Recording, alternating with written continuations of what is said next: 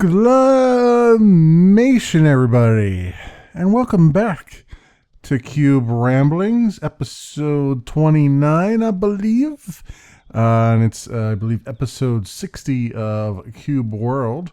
So we continue on our weekly ramblings of ramblingness. For me, it is Saturday night, almost Sunday. September the 13th, 2014. A very, very late edition. The also the not just bad at games edition. I had just prior to starting the recording here, I had a revelation that I just washed my clothes in the wrong temperature, so I may have just shrunk all the clothes that I own. So yeah, confirmation that I am not just. So when I say in my Let's Plays that I'm really bad at all things, I truly mean I'm really bad at all things. All things are bad in my as far as my skills go. So that will be kind of fun fitting into those tomorrow. Anywho, in case you haven't figured out from that little segue there, this particular episode is going to be a little bit more rambly than newsy, just because I've searched for some news items. It's a pretty slow news week. There are some things on my list here that we'll go through, and I have some older news too that I never got around to in previous episodes, so I might rehash some of those things, even though they're kind of old. But you know, there's that, and I'm also going to take the opportunity to talk a bit about the channel and things I'm looking at, and all kinds of other things. I also have some questions to pose to my dear listeners, just in case you know. I'm not going to get into them right now. Because there are more questions about the directions that I should be taking on things, and I don't want to bore you right away, unless I already have, in which case, oops. I want to let's get into a little bit of some of the news that I have, and then I'll probably go off on a tangent and talk about other things. So first of all, we'll start off with Minecraft stuff. So there were a couple of news items. I did have a news item on here from a couple of weeks ago. It's kind of old now. It's very old news. The developers of Bukkit, of the open source Minecraft open source server thing, tried to shut the project down, but didn't have the actual rights to do it and all that stuff. I'm not going to get into that because that's really, really old news. And honestly, Mojang just stepped up and said, look, we hired most of the Bukkit developers, and we're going to take it over as our own in-house development thing, which is odd, but okay. I understand what they're going at there. They didn't want to lose all the millions of people that use it for various server hosting purposes. But the real news I have is the news that came out this week, and I should point out that everything I'm about to talk about is a rumor. It is very, very much a rumor. There has not been any confirmations yet, and we all know how these things tend to get blown out of proportion before we know anything that's going on, or in the worst case scenario, you end up best case, the medium case scenario is you end up having the wrong company buying the wrong company, or the wrong company buying the right company, or whatever you want to say there. try to make a parallel with the Twitch thing, but it's not quite working out the way I'd hoped. So Mojang, it has been rumored by right now 2 news organizations. I believe the rumor started with like a Wall Street Journal blog post ? And now Reuters is sort of getting in on the action. But the rumor going around is that Microsoft is looking potentially to possibly purchase and acquire Mojang for $2 billion. Although the number I saw today was like $2.5 billion. But really, the first number that came out was $2 billion. $2 billion, potentially, possibly, as rumored, would be the buyout that Microsoft is looking for.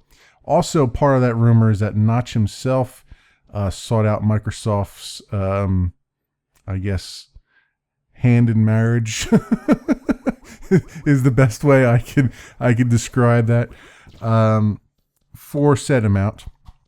And of course, a lot of people are pointing out that he tweeted out, several years ago that he would most definitely give up Mojang as a software company for $2 billion. And that's why this whole thing kind of reeks of weirdness, because, to have that actual number come out and be the thing that is rumored is kind of weird and strange. And I feel like there's some kind of PR thing happening here that's not quite what we all think it's going to be. But I would be remiss if the game that I played a lot of, I did not talk about at least some of the rumors going around. So the idea is that Microsoft would be completely purchasing Mojang for that rumored $2.5 billion or $2 billion, whichever one you want to accept as the correct rumor, I guess. That would be that. The Mojang would no longer be an indie game company. It would fall under the reins and the control of Microsoft. No idea what would happen to the employees, other than to say that if my experience in the large technology companies has anything to say for it, they'll be given several speeches. They'll be folded into the mold, and they will be promptly forgotten about, so that they will leave from attrition, rather than being actually laid off, because layoffs look bad for companies, but they will gladly make your life a living hell so that you want to leave on your own, because attrition happens all the time. Not bitter in one spot or another there. Just saying, this is what has happened to me several times. In fact, with the exception of the company I'm working for now, every company I've worked for no longer exists. It now has folded into a much larger company. So, and I'm sure that this company I'm working at now, in 5 or 10 years time, it might end up doing the same thing. And that's really, I guess that's the only perspective I can add to this whole thing, is that it's not really a saying, but it's more of a fact of life, I guess, when it comes to technology companies, software companies, game companies, I guess other industries as well, a little bit, and that is, and I can only really speak to the software side of things, but software companies have 2, maybe 3 end of life, 3 end of life scenarios that happen. So when a CEO sits down and gets investor money and everything else and starts up a company, there's really 3 options for him going forward. One is the company becomes wildly successful, remains independent, and becomes one of the big names in whatever it does. That is the exceedingly rare case anymore, particularly when we have a lot of problems in the industry with software patents. And when a company starts to make lots of money, the patent trolls all come out of the woodwork and start wanting a piece of the pie, which then really starts to hamper your growth and really make your life miserable. That particularly happens even more so in the second scenario, which is you get to a critical point your company grows, you get mind share, you get some profits. Maybe you're not entirely profitable, but you get some profits. You get some mind share, you get some publicity, and then you say, okay, this is as far as I can take the company. So now this other company is very interested in us, so we go and sell off to this other company. And that's also a time when patent trolls will come out of the woodwork, because now a say $2 million company is now worth, is getting folded into a several billion-dollar company, and now there's a deeper pocket for them to get their claws into. But I don't want to go off on a tangent on software patents and how they have completely ruined the industry and are continuing to do so, because that's a bit of a controversial topic. But those are the two most popular ways that a company will go. The third way that I was hinting at that a company will grow to is that the company will basically bomb and either get sold for pennies on the dollar if it had investors, or just plain old die out and stop paying its employees and just file for bankruptcy. That one, the bankruptcy case is kind of it's very much an outlier. You only hear of it every so often, where employees just stop getting paid, stop getting their paychecks, and then that's it. Everybody leaves, and the company is just completely insolvent. What more than likely happens, and what I've seen happen personally, is that the company will basically be on life support. The investors that have remained on because they had the most investment in it will then begin shopping it around to other companies that they are already invested in.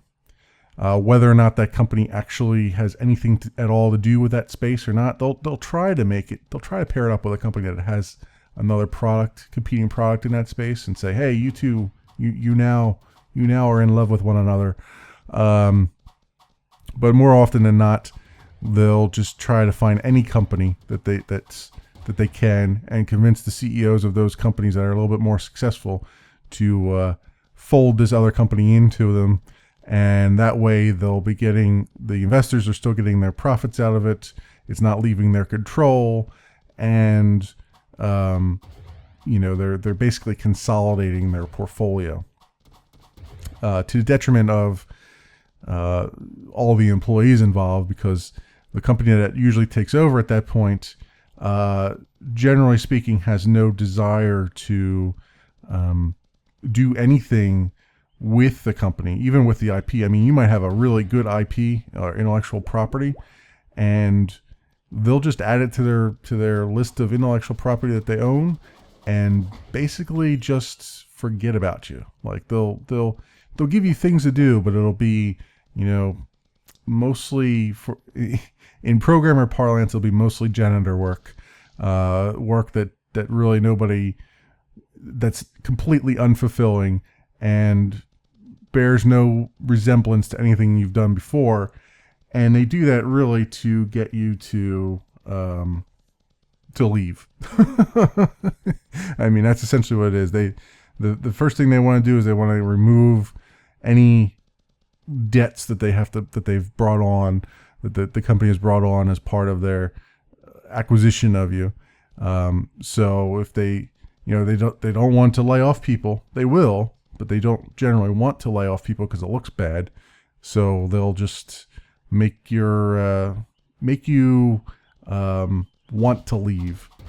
They'll remove all of your perks of being there and just make you want to leave. And then that looks better for them, because it just looks like, because then they can spin it to their investors and say, well, they just weren't team players. They weren't fitting into our company culture, even though nothing could be further from the truth. Usually, the reality of the situation is they really wanted to just get rid of you. That's the way it usually goes. that I've seen personally. Of course, I've now gone off on a complete tangent, but that's sort of explaining possibly the motivations, I guess, behind why Notch would want to sort of shop Mojang around. I mean, I've talked about this before, and it's Mojang is a one-hit wonder. Notch, despite all of his efforts otherwise, has not been able to pull another genie out of his hat. And there's no indication that he ever will. That's kind of the problem with creative endeavors, which all software engineering and software development requires some sort of creativity. It's when you have it, you have it. When you don't, it's very, very difficult to recover it. And that's not anything negative, believe it or not. That's life. That's the way things happen, you know. The painting doesn't paint itself. It needs somebody to do it for it. And you either have a picture in your mind or you don't. You're searching forever for a picture to paint. And Notch has tried a few things. He tried the 0x10C stuff, and just gave up on it. And for all we know, he might have other ideas that he is not made public because he didn't like the kind of publicity he got from 0x10C, because everybody's kind of, you know, in creative endeavors, you have a lot of blind alleys that you go down, and 0x10C was a blind alley. I mean, I didn't want to say it at the time because it was, but it was pretty obvious to me, at least, that was not a well thought out thing. That was kind of a blind alley. There was no real hook there. And that happens. That happens a lot. That happens for every one good game that was brilliant that got out there. There's thousands of ideas that got pretty far along and died. And it depends on the skill of the creator is what dictates how long something sits on the vine before it dies, right? So, to Notch's credit, he was skilled enough as a creator that he killed off 0x10C fairly quickly. I mean, in programming terms, there was not a whole lot of code he threw out. And that's always a good thing. We criticize we criticize people for creative minds for having all these failures and stuff, but really the best thing you can hope for as a creative person is to fail fast. Which is, you're going to fail. You're going to fail hundreds of times. Better to find that your things are not working out the way you want them to work out before you've spent too much money and time on them than to get, say, Aliens Colonial Marines length of time where you've just released something into production and it's nothing that anybody really cares or wants. And by that point, you've already spent millions of dollars on it. You know, that train should never left the station, but it did. And that's, killing things early is a sign of a very skilled, creative person, creative mind. The other part of that is, because Notch wasn't coming up with anything new. Now, that left him sort of that leaves him in a weird spot, right? It's one of those things where you've got a company. He's already come out and said that Mojang, he would disband Mojang within 10 years if he didn't have another title to work on, which is a good, solid plan. The thing is, though, without anything coming down the pike, he could it could continue on with Minecraft for many, many years to come. We already know that they have enough money in the bank for 10 more years of Mojang existing, even if not another sale of Minecraft happened, which we know is not going to happen. We know Minecraft is going to continue to sell, especially since they're now coming out with the PS4 version of it. I mean, that's coming out very soon. So yeah, it's going to continue to sell. Minecraft is still hugely, hugely popular with the kids. And it's, I mean, it's still popular with the adults too. I mean, it's a game that it's one of those rare games that you as an adult can enjoy with a child, usually your own child, and basically promote a family thing. This is all the English you're going to get out of me tonight. It is very late. It's one of those games where, mothers and fathers and sons and daughters can all sit down around the table with and all play together.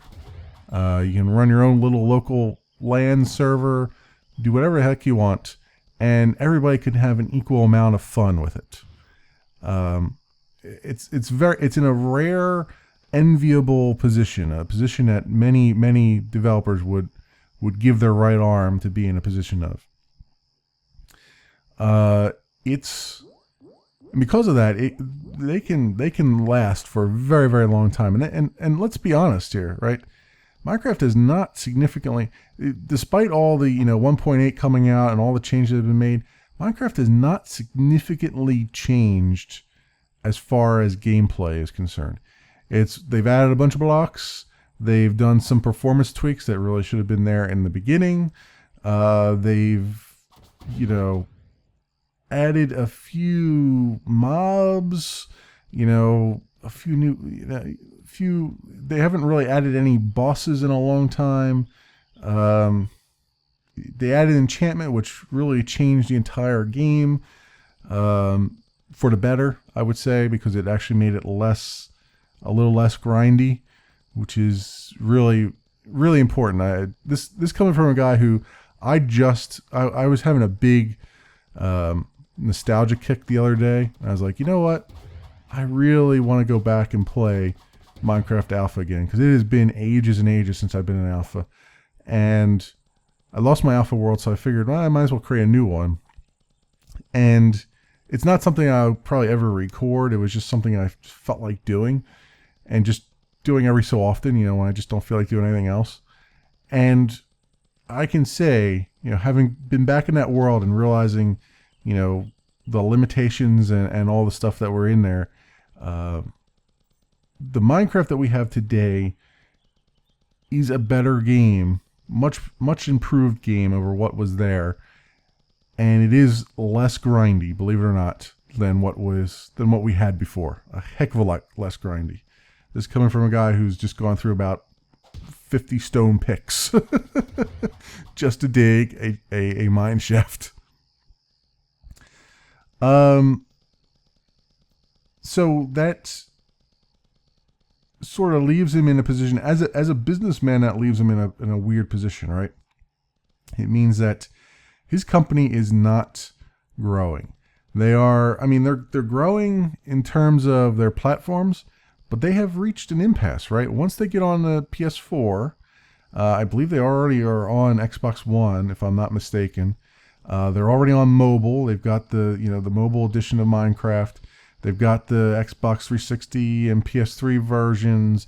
They've got the PC version. They may even have an Ouya version. I'm not even sure if they do or not.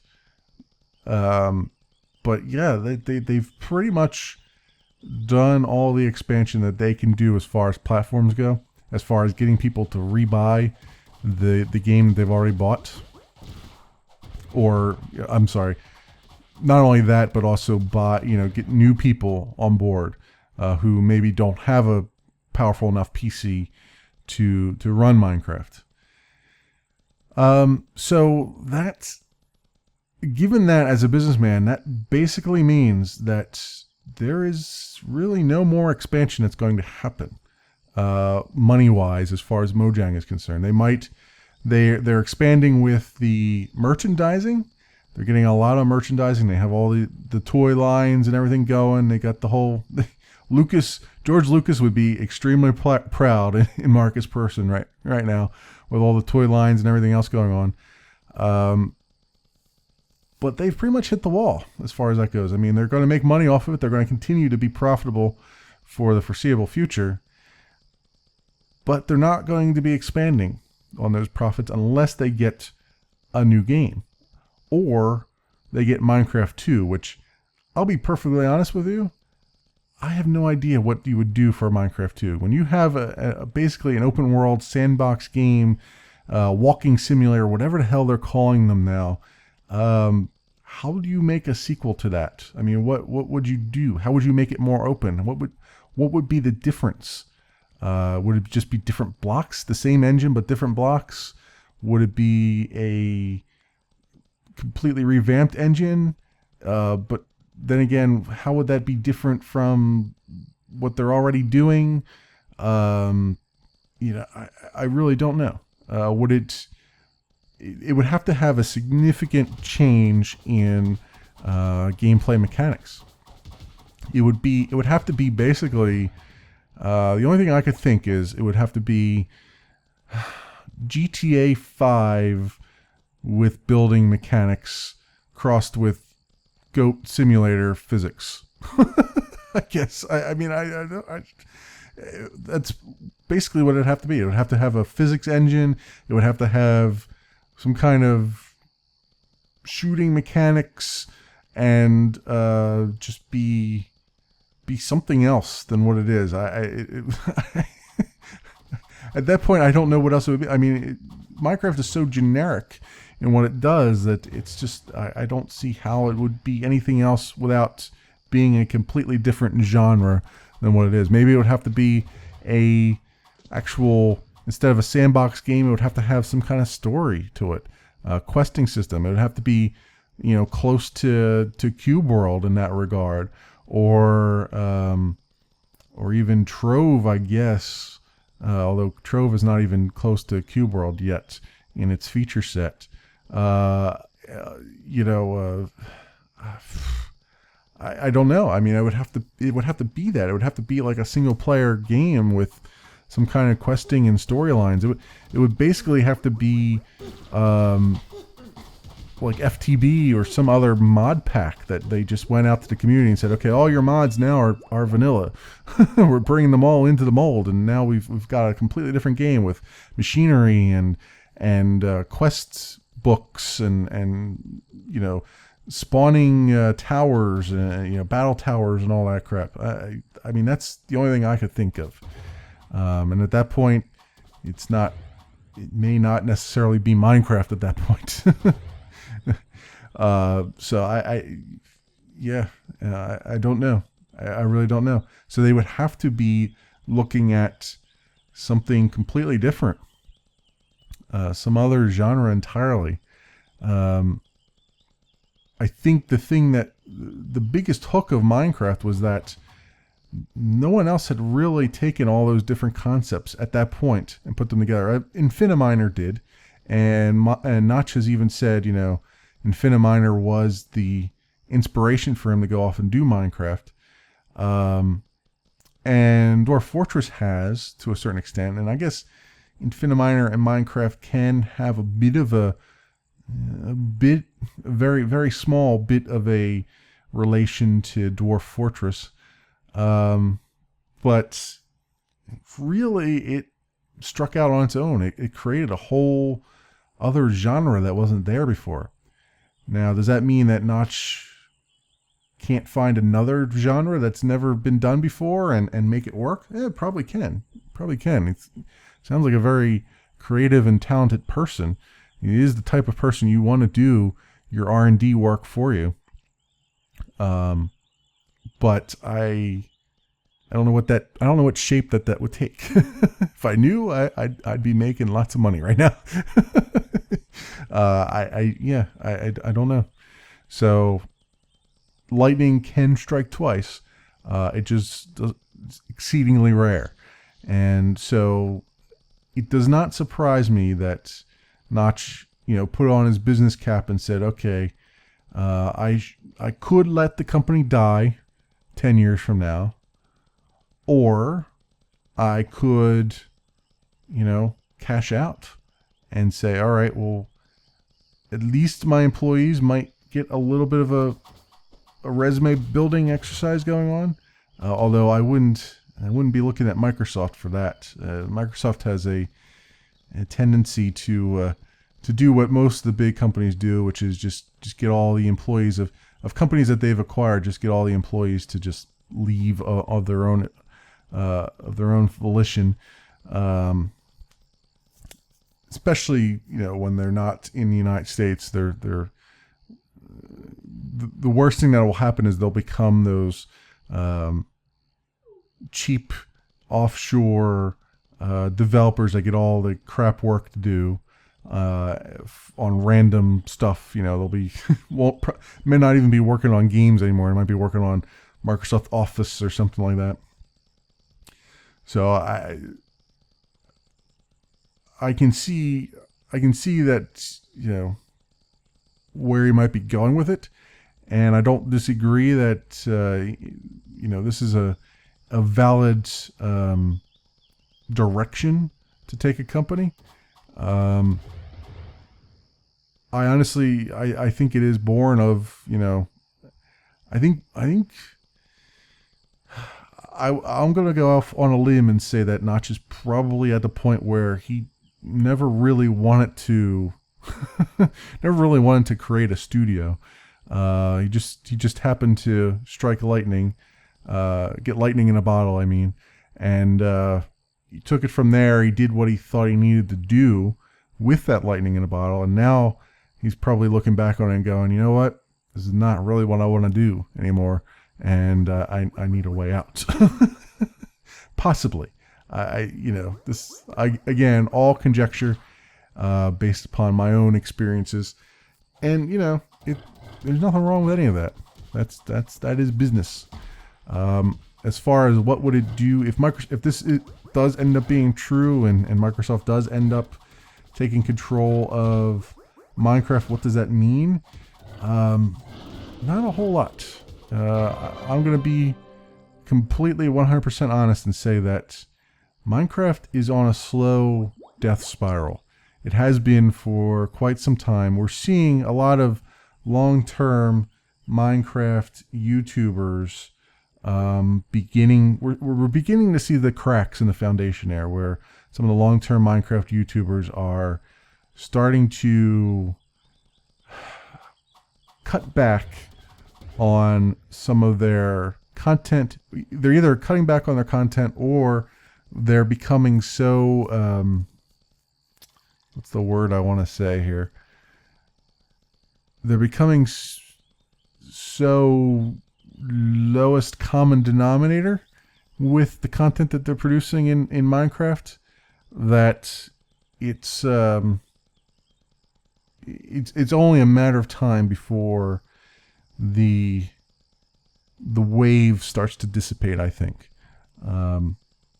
I include myself in that too, because my content in Minecraft has never been very good. My content in general has never been very good, but I have those periods where Minecraft, I enjoy it and then I don't, and I enjoy it and I don't. I have my on and off periods with it. This has been the longest on period I've had for Minecraft. That said, I do have those creative blocks that are coming in, and it's hard to stay creative a lot of times, particularly when it takes a lot of effort to sit down and do all the off-camera work that you do. Which sort of brings me to some of the other questions I wanted to pose later on, which I'll do later on. I'm not going to do them right now, but to me that I feel like for the first time in a long time, I feel like even though Minecraft is still wildly popular with the youngins, I feel like some of the cracks in the foundation are happening. I feel like it is starting to wane, at least vanilla Minecraft, because what I'm seeing a lot more of, and we're seeing this with some of the popular YouTubers, is that a lot of the popular Minecraft YouTubers aren't even doing vanilla anymore. If they are, it's just every so often. They're mostly doing modded Minecraft. Which is a good indication that they've gotten bored a long time ago of the game. And in fact, I'm going to really put my foot in my mouth and say that they're now only doing it for the ad revenue. The vanilla Minecraft, that is. And maybe even Minecraft at all is really just it's the ad revenue that's driving them. That's continuing, the YouTubing that is continuing to make them do it, and not really the fun of the game. That said, there are a lot of fun maps. There are a lot of fun modded series out there that they might be having fun with. It's just, I honestly believe that the trend might be actually going down. We might be seeing the first steps of that. That could just be me projecting my own thoughts on the whole matter, and just being a little bit too alarmist. It's very, very possible I'm just being too much of an alarmist, and I really am completely and totally out of touch with reality as far as that is concerned. But that I will provide you a link to a Polygon article that talks a little bit about the rumor of the acquisition. Again, nothing has been confirmed. There is part of the rumor is that something might be announced on Monday. Who the hell knows? It's all conjecture at this point. Conjecture, I should say, at this point. Conjuncture. Wow, that's that is not the word I wanted to use. Conjecture is the word I wanted to use. So what else? Another piece of news. NHL 15. I'm seeing lots and lots of write-ups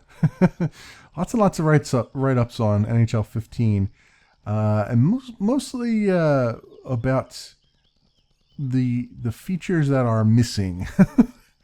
I haven't played the NHL games in forever and a day. I haven't played any sports games in forever and a day, actually. I think the last I did play some of the older NHL games on my brother's Xbox 360, but I have not actually purchased one myself. The last hockey game I ever owned, I think, was Blades of Steel on the NES, which was completely fake and made up hockey game. It wasn't licensed or anything like that, but it's still I think that was the last one I ever had. I ever bought, I mean. But apparently, big controversy about NHL 15 is that it is missing many features that NHL 14 had, and there's a big kerfuffle about why exactly that is, especially since they're, when you have a franchise like NHL and like Battlefield and Call of Duty and all that stuff, they're pretty much reusing assets and reusing the engine that they already had in place. So if they already had these features, why remove them? Although I can see some of them, like some of the more social features, I can see them removing if they weren't very popular. I can see, well, let me rephrase that. I can see them removing features that weren't very popular, because as a programmer, you don't want to support code that is not being used, because it just is another point of failure. It's another point where bugs can be introduced. It's another point of maintenance headaches. So if your analytics are telling you nobody cares about this, then why carry it over? But then there's, I think they've taken that thought to the rather extreme, from what I can tell here. So I'm going to list off the features that were in NHL 14 but are no longer in NHL 15. And you tell me whether or not they've gone a little bit far here. So, first of all, no GM connected. No online team play. This will be patched later into the game later in the year. It will with real NHL players and teams. So for some reason, the online is going to get patched later. I don't know why it would be removed if it was already in there, but whatever. No EA Sports Hockey League, which was, I believe, the minor league thing that they had. No EA Sports Arena. Again, I think that was like a minor league thing. I'm not quite sure. No online shootouts. No Live the Life, which was really I guess it was sort of a single player. How would I put that? It was it's like a single player mode in a normally GM mode game. So normally when you're in a hockey game, normally hockey games are on the computer are you control every character you need to control and you are basically the general manager of that team. You do trades and all that stuff. I think the Live the Life mode, if I remember correctly, was basically you are just a player and you can't control line shifts. You just sit on the bench while you're in between your shift on the ice, and you can only be that one player the whole time, and so on and so forth. Which is actually a quite interesting mode. I had never heard of it honestly before this, so that actually seems pretty cool. No Be a Legend, no Winter Classic, which is strange because it's just one game for crying out loud. But I guess maybe they don't have the arena set up for it. I don't know. Winter Classic is something that was just introduced by the NHL a few years ago, where they actually play a game.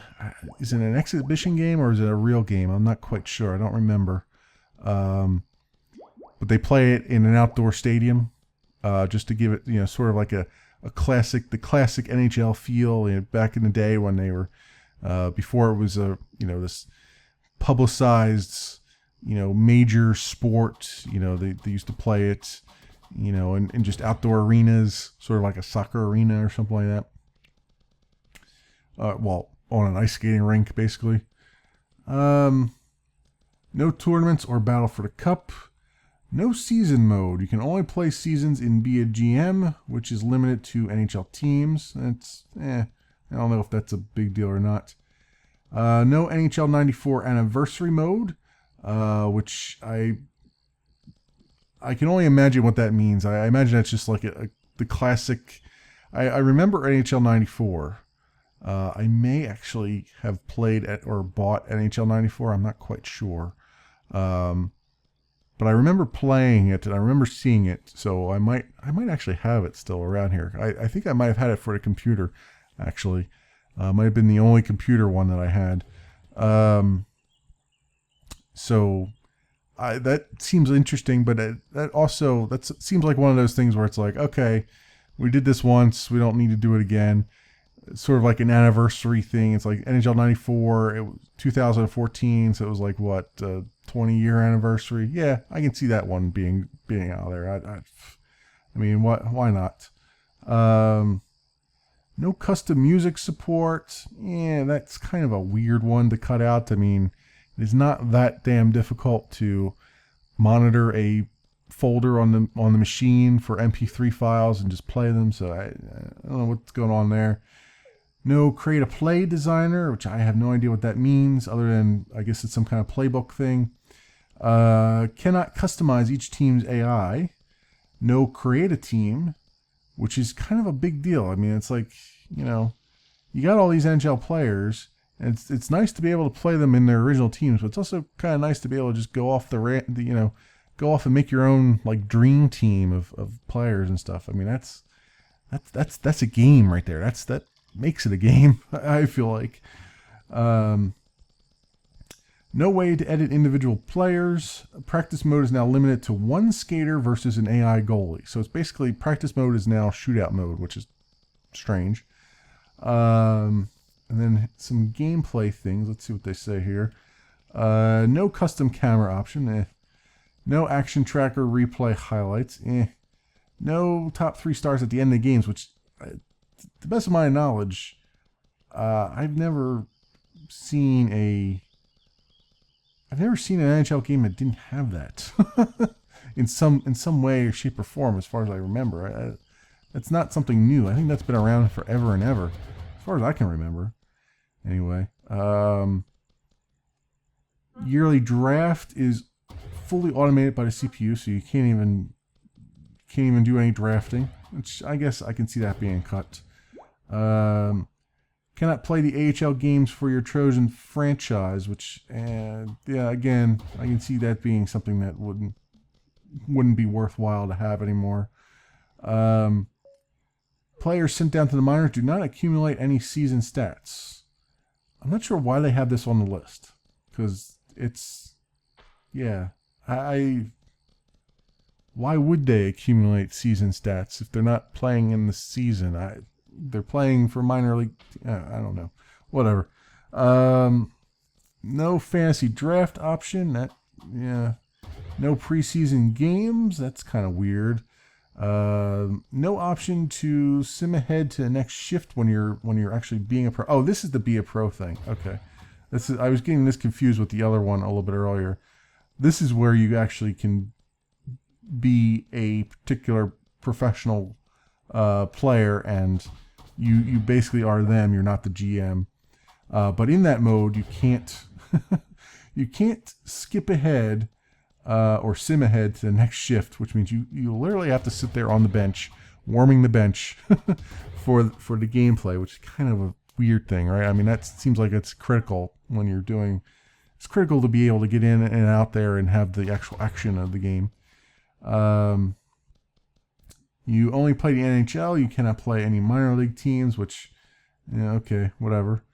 Memorial Cup tryout period is gone. You now begin by picking an NHL team or by letting a random CPU team draft you. Whatever. No all-star game. That's very strange. Ultimate Team cannot play against your friends. No tournaments and no mobile app. All those things seem like they're, they all seem like things that you would normally cut, I guess. Although, when you have an Ultimate Team and you can't play against your friends and you can't do any tournaments, that's kind of weird. I mean, I can see taking out the multiplayer thing because they're going to patch multiplayer in later. But the fact that you can't play in a tournament, that's rather strange. But that's the whole list of things that they're apparently missing now in NHL 15 from NHL 14. So as always, if you're the type that buys the franchise games every year, buyer beware.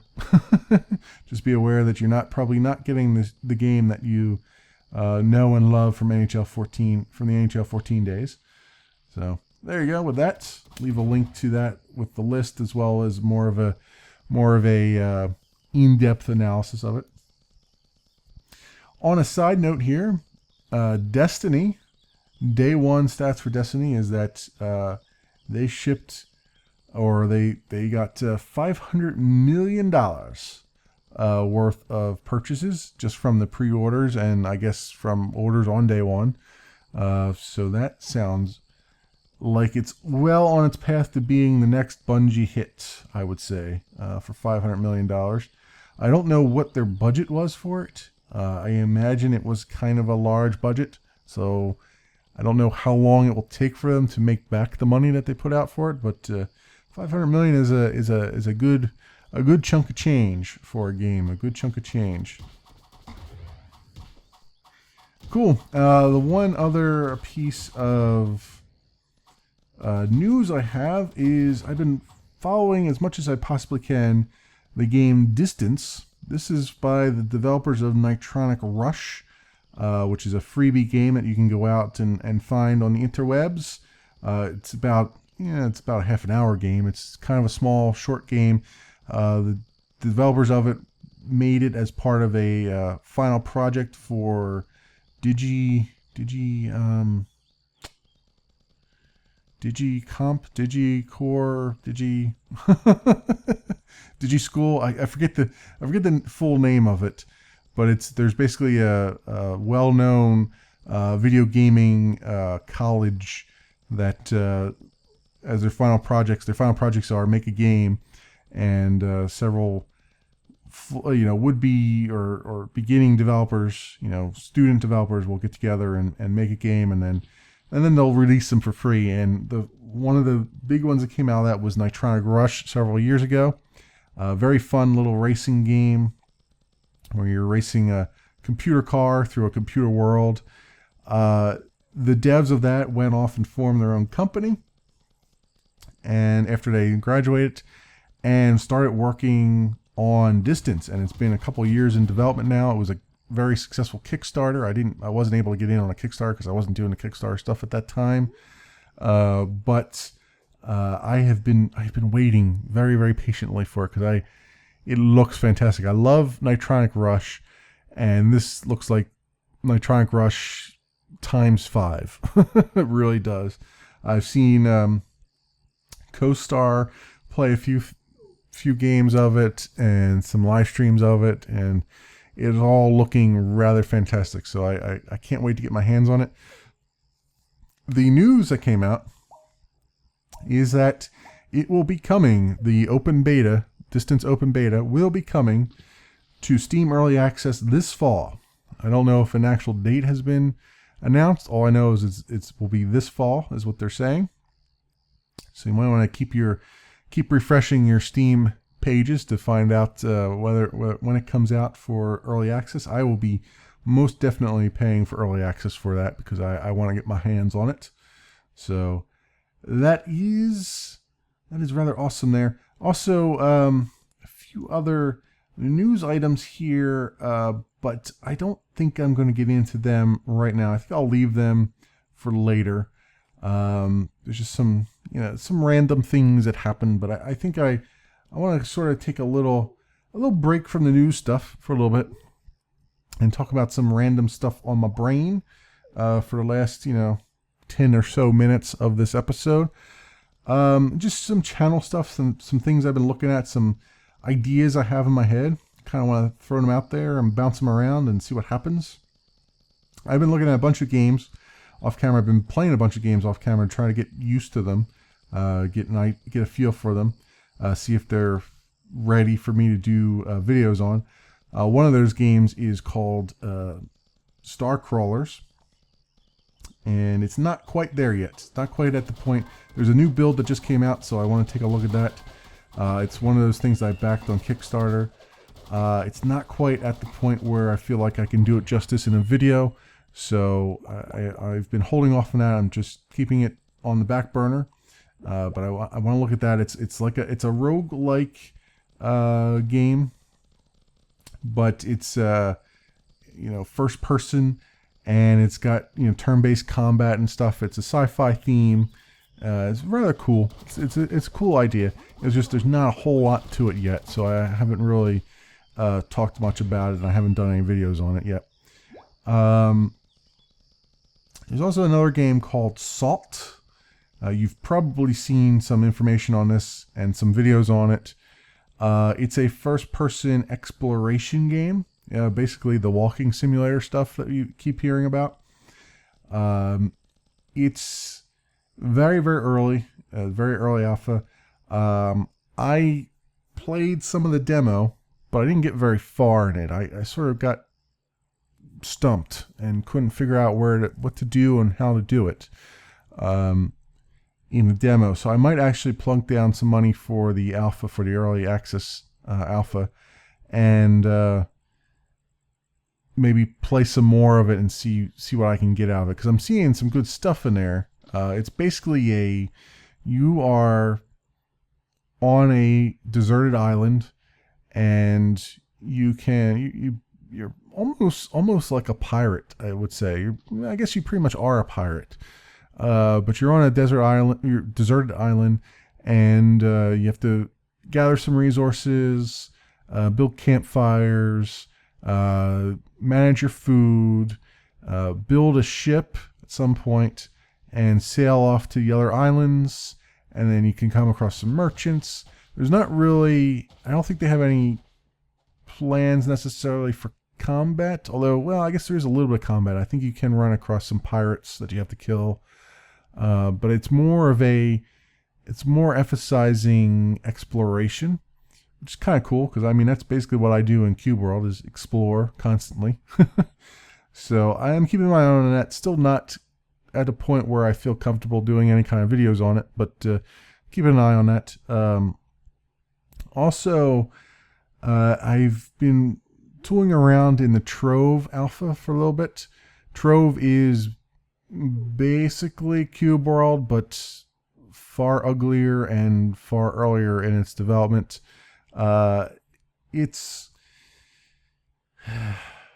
There's probably enough there for me to do a video on it, but I haven't gotten through the new tutorial stuff that they have, and it's very, the combat really sucks.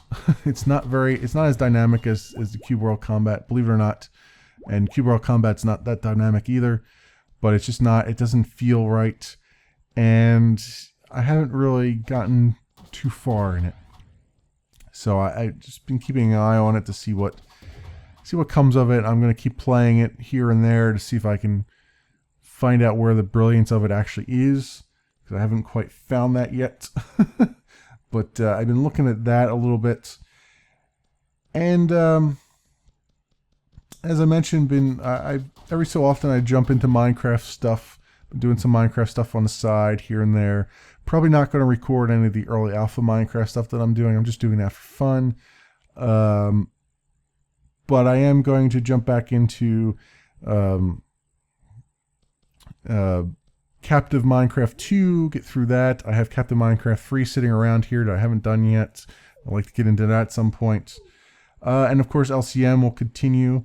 I think the big thing that I really want to talk a little bit about, and I don't have a whole lot of time, so I'm just going to talk very briefly and sort of throw a question out there.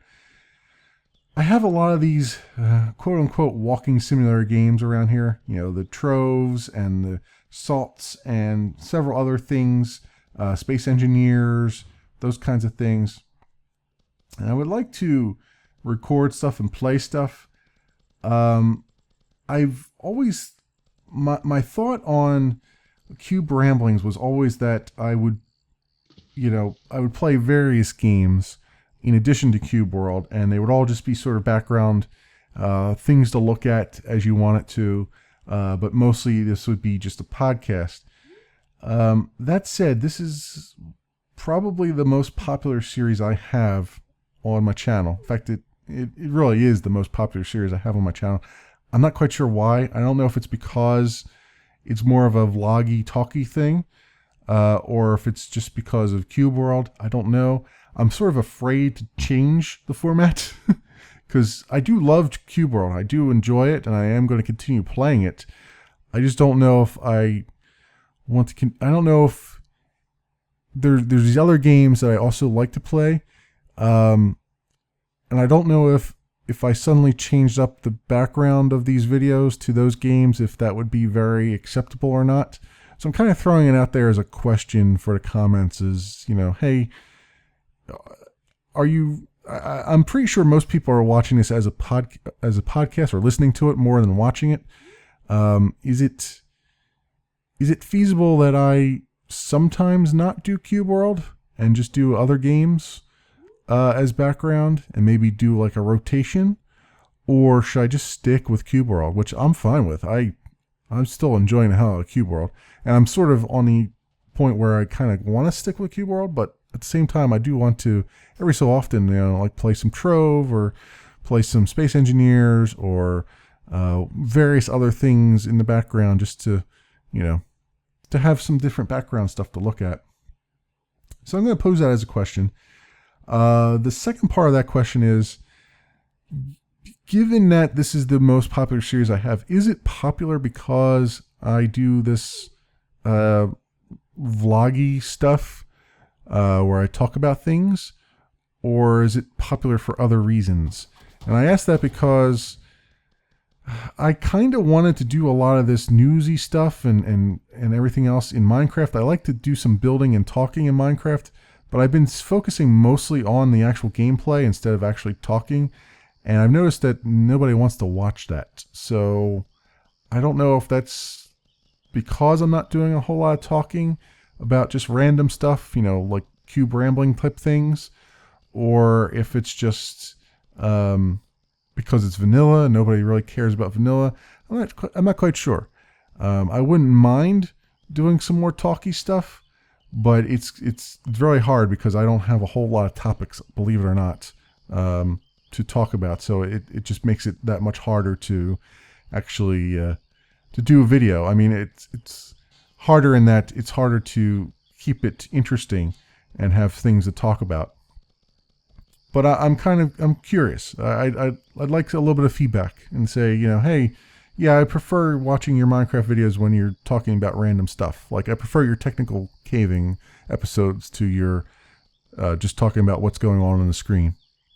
But anyway, I think I've rambled on enough for one episode here. Thanks very much for watching, everybody, and I will see you next Sunday.